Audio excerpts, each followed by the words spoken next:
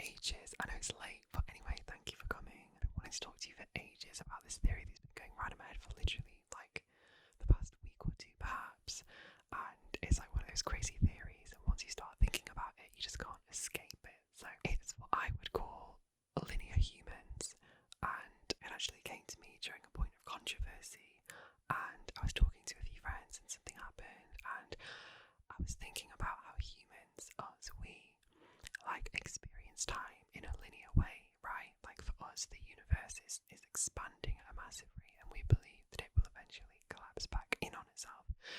And that's our perception of how the universe works. But there are other beings out there and other dimensions where time is not a linear construct. There are most likely other dimensions which are home to other organisms that do not experience time the same way that we do in a linear form. And taking that concept of astrophysics and applying it to sociology, I was thinking about how it's so easy for like humans to fall out with each other in relationships because they don't really think about the long-term friendship and like how well they know someone, the experiences that they've had with them.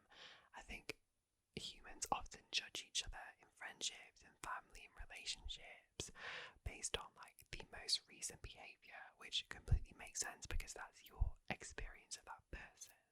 But my whole thing with this was, as much as people can change, there's always some sort of core characteristic that, generally speaking, tends to stay the same, right? Do you know what I mean? Like, even if you know someone from school and you might go on to become like an amazing person, even if you're a bit funny in school, but when you spend time with them, you'll still like notice certain characteristics about them that stay constant, as if it's like part of the root, like the foundation of their personality. And I just think the way that humans behave with each other is inefficient in the sense that we really only judge people based on like what we recall, and we often recall things that have happened more recently better than things that have happened a long time ago. So instead of judging our friendships and our relationships based on, 5 years, 10 years, however long we've known someone, we often make these assumptions and these decisions based on 6 months, 3 months, 1 month's worth of experience. And in a sense, it does make sense because the other person is definitely going like in a certain direction, right? So like I get that. But my whole thing is that people often seem to forget like why they made friends with someone in the first place, right? Or why they fell in love with someone. Was it because they were a kind, caring, loving person? And has that characteristic that you've seen for like the past year, 5 years, 10 years, 20 years, is that what's changed? Or is there something else that's like noise, right? Because if the core characteristic has changed, then it makes sense that people might not necessarily fit together in the same way, right? But I often just see people, and I experience this, where friends fall apart, and it's almost as if they just don't have the perception of the full friendship. Now, obviously, we do experience time in like a one-way linear format, right? Time does not go backwards for us, and we can't see into the future. That's sort of one of the restrictions that we see our universe having physics-wise.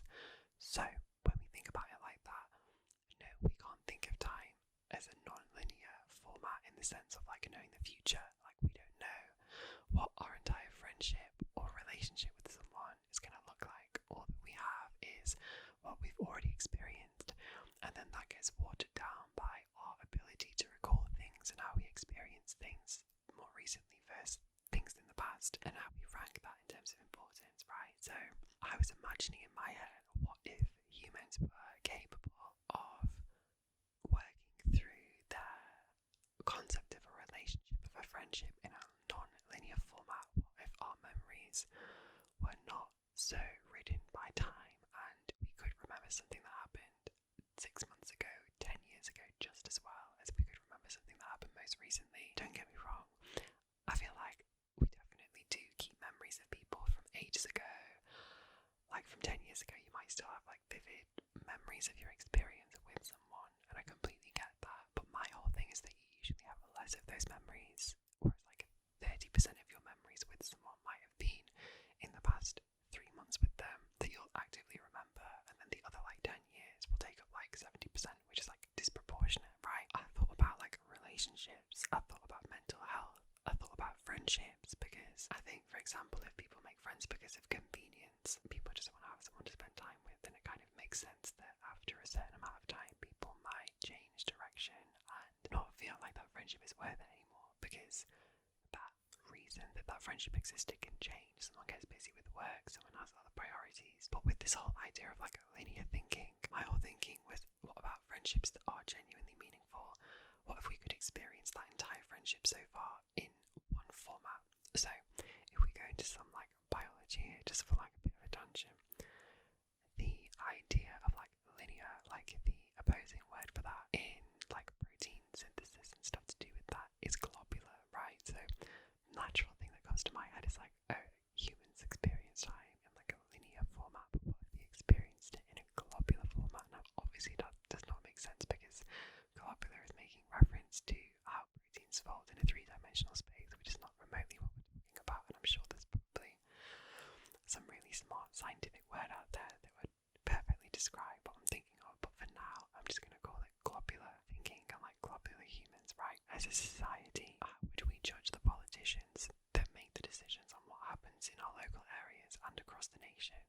How would we judge world leaders if we didn't just remember their most recent behaviour and whatever's being blasted on the front page of newspapers, but instead we had it doesn't necessarily have to be vivid, but an equal recollection of past events alongside recent events? So often in the mainstream media, it's so easy for news outlets owned by certain political parties or people associated with political parties that benefit from those parties being in power to manage the propaganda of those parties and to share stories that are damaging to the opposing parties. And often you could have a year, 10 years, 5 years, whatever, a long period of a particular political party having a terrible reputation, but suddenly when it comes to a point where the elections are happening, all the negative press is going towards that other party randomly, and often it's for the weirdest things. And as humans, a lot of people are fickle, a lot of people don't think about the past, they don't analyse things critically and logically, and humans were not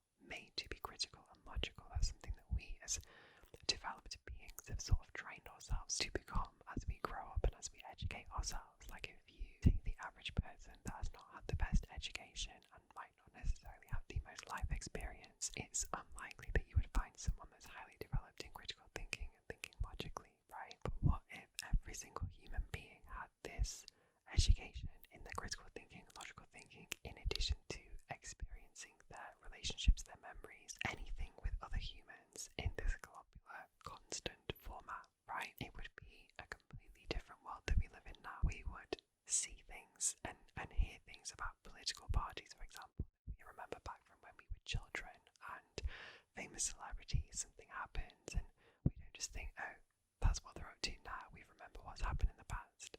Obviously, I think we can use our best judgment to decide, whether past behaviour is forgivable and stuff like that. That's not what I'm thinking about, but it's more just the ideology of, do you think that if we could remember things more constantly and experience our relationships more constantly, do you think that would bring humanity closer together as social beings, or further apart? Especially if we bring into the equation a higher level of critical thinking and logical thinking, education-wise, right?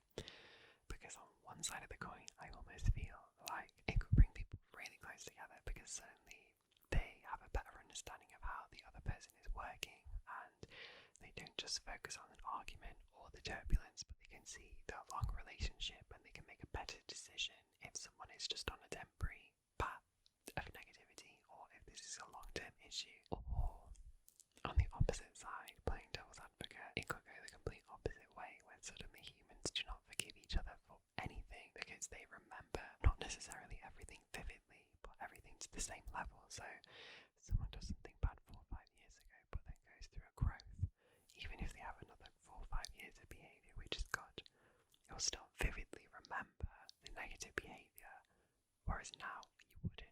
You would focus on the most recent behaviour, because that's where the fresh memories lie, right? So suddenly, humans in all of our best and worst nature are really exposed to one another, and I just think it would be an incredible experiment anyway to see what happens if everyone suddenly just remembered every part of a friendship and a relationship at the same time, instead of focusing on one small thing. If you are new here, by the way, definitely consider smashing the subscribe button. This is Cookie ASMR, and I've already done one video here so far about some nuclear physics, which I personally think is really, really cool. I did loads of research for video, so be sure to go and take a peek at it. It's all about the demon core from the 1950s, 1960s, World War II, all those sorts of things. Anyway, I've really had fun with our chit chat today. If you had fun, you can smash the like button as always, and if you are new here, I'll definitely consider subscribing for more ASMR content. This is my first proper whispering video, and I'm going to be trying out just a bit of a softer spoken voice chat